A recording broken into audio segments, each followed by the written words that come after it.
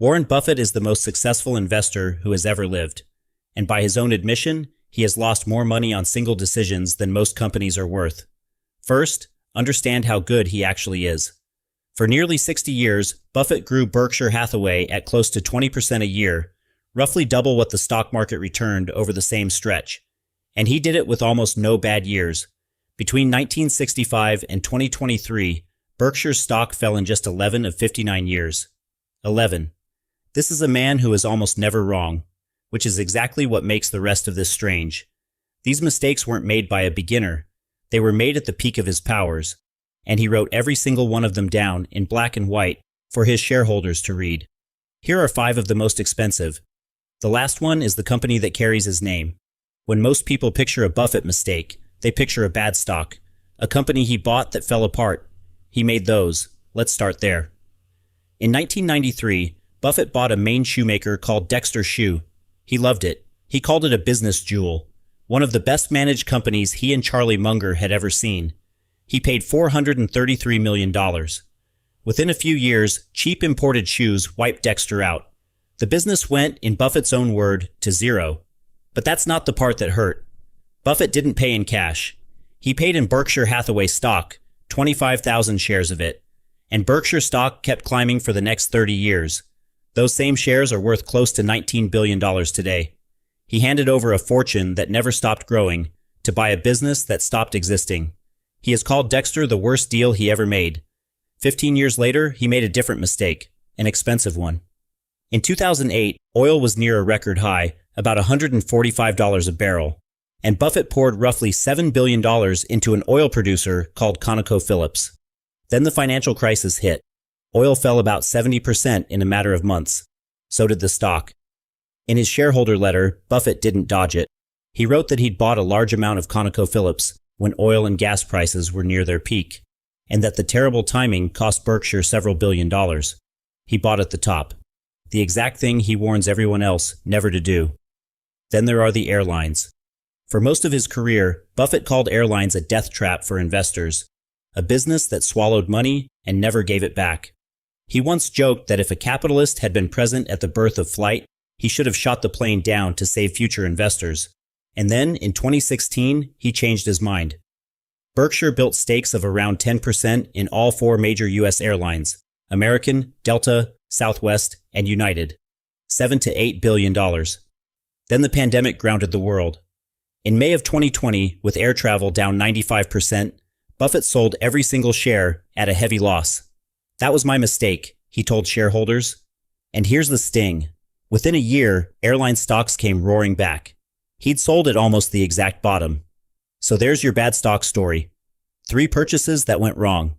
But if you stop there, you miss the point. Because none of those were Buffett's biggest mistakes. His biggest losses didn't come from what he bought. They came from what he didn't do, and from one decision he made out of pure emotion. Start with the ones that got away. For years, Buffett watched Amazon and Google grow, and did nothing. Google is almost painful. Berkshire owns Geico, the car insurance company. And Geico was paying Google $10, $11 every time somebody clicked one of its ads. Buffett could watch the money flowing straight out of his own company and into Google's pocket. He knew the founders. He had every reason to buy. "I blew it," he said. Amazon was the same story. "I was too dumb to realize," he admitted. "I did not think Jeff Bezos could succeed on the scale he has." Munger later said passing on Google was the worst mistake the two of them ever made in technology. Those decisions to do nothing, likely cost Berkshire tens of billions of dollars. And you will not find them on any statement, anywhere. Because a mistake of omission leaves no trace, except for the fortune you never made. Which brings us to the last one.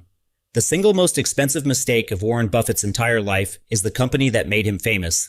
Berkshire Hathaway itself. In the early 1960s, Berkshire was a failing textile company.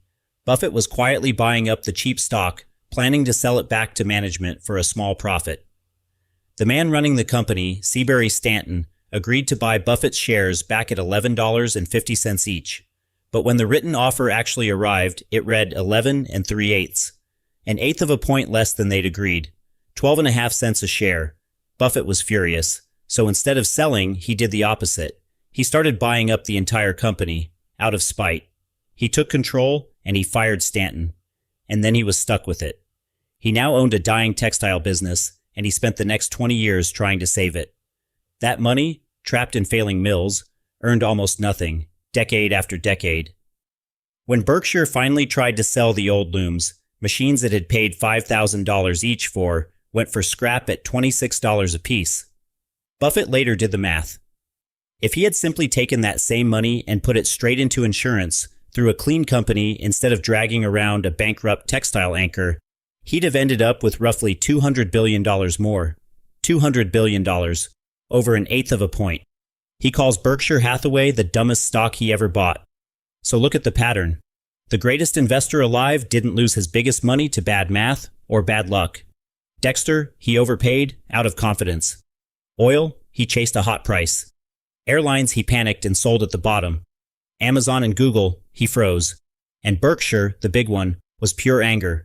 Confidence, greed, fear, hesitation, spite.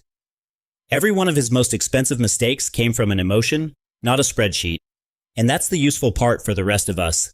You are never going to out-analyze Warren Buffett. But his own record says the analysis was almost never the problem. The problem was the same handful of feelings that push every investor around. The urge to chase, the urge to run, the urge to get even. Buffett's real edge was never that he didn't feel those things. It's that, most of the time, he didn't act on them. And on the rare days he did, it cost him billions.